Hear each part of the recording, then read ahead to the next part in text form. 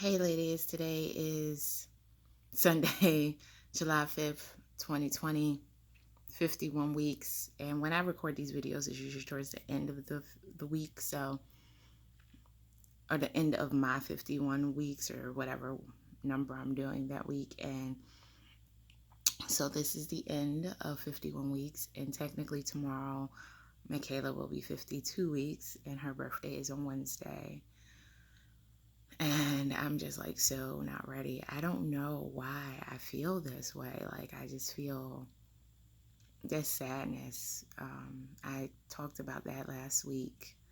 Um, I mean, it hasn't gone away. Yes, I'm happy for her, and it's great to see her grow and change. But I don't know. Sometimes I can be pessimistic if you haven't realized that already. And I guess, I'm just looking at the fact that she's grown out of stages that I won't see again with her.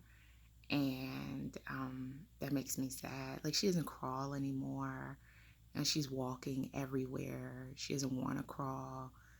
Um, she used to be, when she first started walking, she'd walk some, but when she fell, she might just crawl somewhere to get where she wanted to go. But now she doesn't do that. So, and that is now like she falls, she pops back up, and she walks, and she falls, she pops back up, and she walks. So it's really no more crawling. And I'm just like, I don't know, in a weird way, I feel sad for those things that I'm losing. And I know I'm not looking at all the great things that she's going to do and it's going to happen. But I'm going to be honest, I'm not really feeling toddlerhood. I love her. I love her unconditionally. And, it's nothing she can do that could stop that. But listen, she is a pain in the butt, by all regards. And sometimes I'm like, yo, just cut your shit.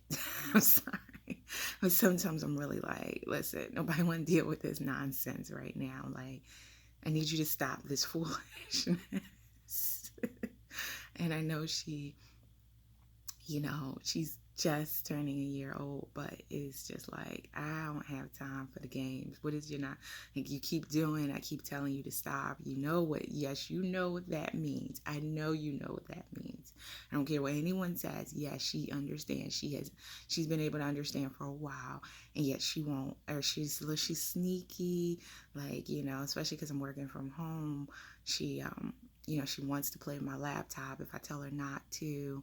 She'll put a little hand and try to touch the keys real quick, and she does this, and then I'm like, stop, stop, and she pulls it back and grunts or whatever, just from me telling her to stop doing it. And then she starts to slowly, and I say stop, and then she'll pull it back and then let me turn my back or look away, and she knows exactly what I'm saying. I like, no one can convince me she doesn't. She knows exactly what I'm saying, and she knows she doesn't care, and she wants to do what she wants to do. So I'm like, it's like that with anything she wants to do. She tries to pull the little things out, the outlet covers for the baby proofing. She hasn't tried to pull them out. She hasn't actually figured that out, but she still likes to play with the outlets. Now, despite the fact that they have been baby proofed, I still don't want her playing with them, and not toys, or not something, and God forbid she learns to pull things out, or one of them is left out accidentally. I don't know. Now, honestly, what I should have done was bought the outlet covers that you actually replace your cover. They have the ones where um, I have the things that you put in the outlets, and people have mixed feelings about them because sometimes they can be difficult to pull out, and apparently some children learn how to pull them out. But I feel like if you're old enough to learn, because they're tight, I feel like if you're old enough to learn how to pull them out, then we need to really be talking about why you still think you want to stick stuff in them. Like, you should be old enough to understand that, right? Like, they're not toys, but you're over there playing with them, pulling it out, so I guess you think it's a toy.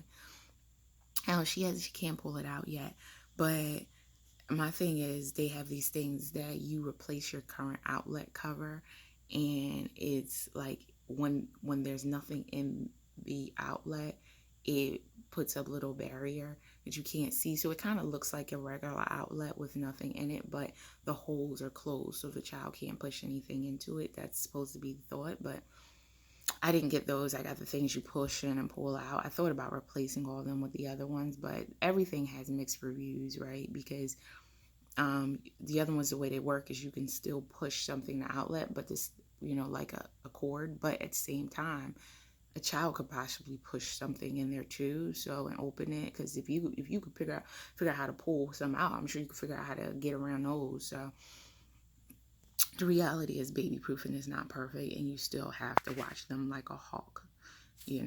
This child, she pulls up the carpet, and the carpet underneath has padding, and she will go to the end of the carpet, pull it up, and she tries to eat the padding, because the padding is kind of like, this was done way before I was pregnant, but the padding is kind of like, I guess, where you could pull pieces off of it in a foam type way.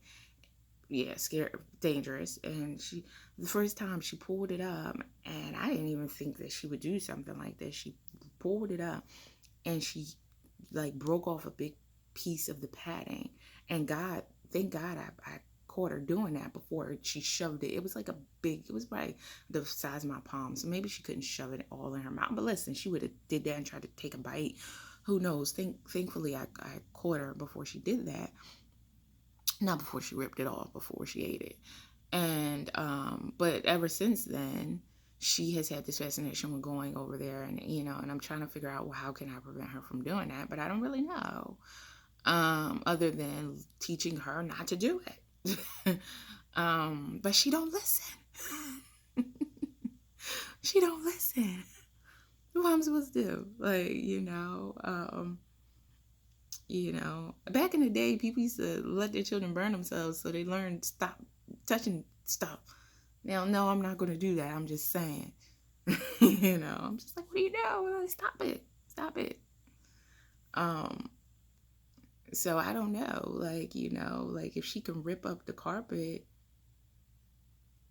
I don't know.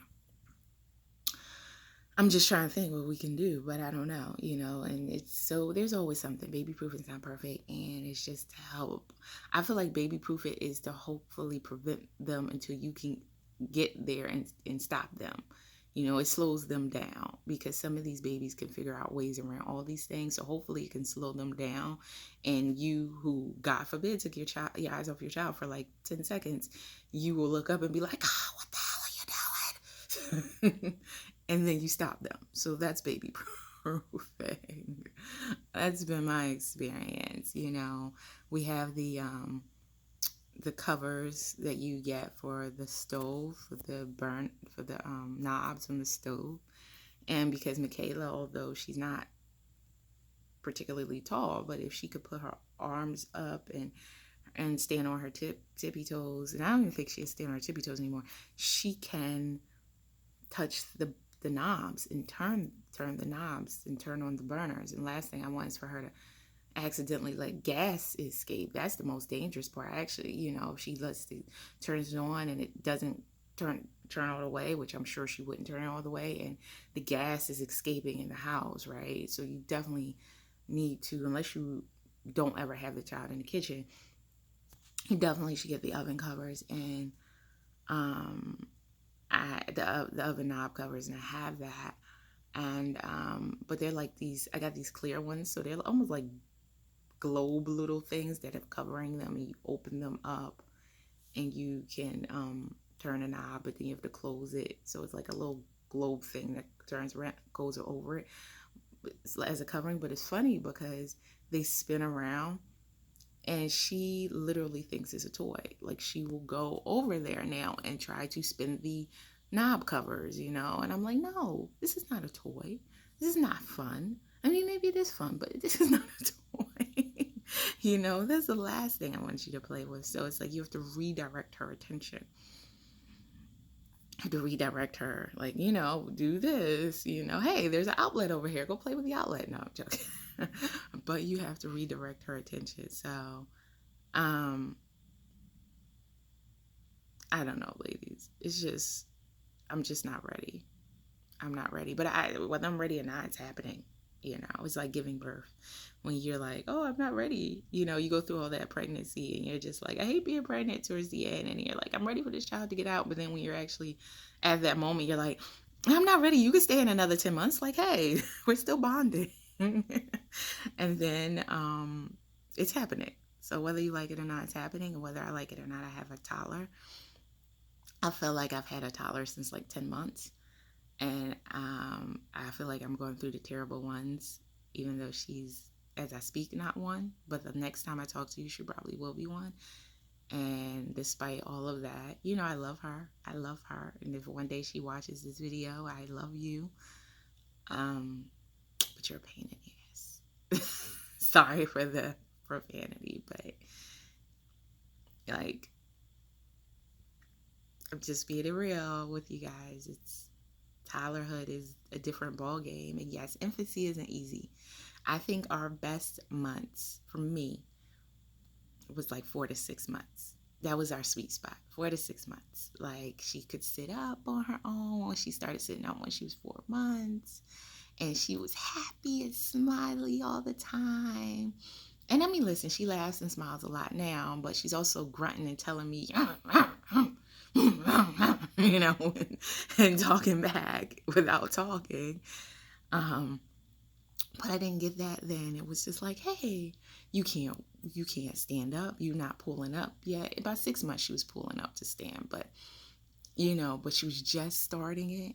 So it was like, you pretty much are, for the most part, where I put you. Yeah, you can roll, you can, but you can't crawl yet. But you sit up by yourself and you're very proud about that, and you smile. If I tickle you and if I smile at you, you just smile back, and that's it. I miss that. I miss those days. That was my girl. Now, you had asked me between 4 to 6 months, I was probably complaining about something else. I don't know. Gotta go back and watch those videos and see what I was complaining about then. But in hindsight, I think 4 to 6 months was the best time. After that, she started crawling more and getting into things. And that still wasn't too bad. But then starting solids and what she's going to eat, what she's not going to eat. And I'm like, so, solids are for the birds, And then, before that, before 4 months, it was the crying and I'm a little infant. So 4 to 6 months, I think, was our sweet infancy spot. It really was. But listen, she's still great. She's amazing. She's smart. She learns everything. But she's a pain. PITA. PITA.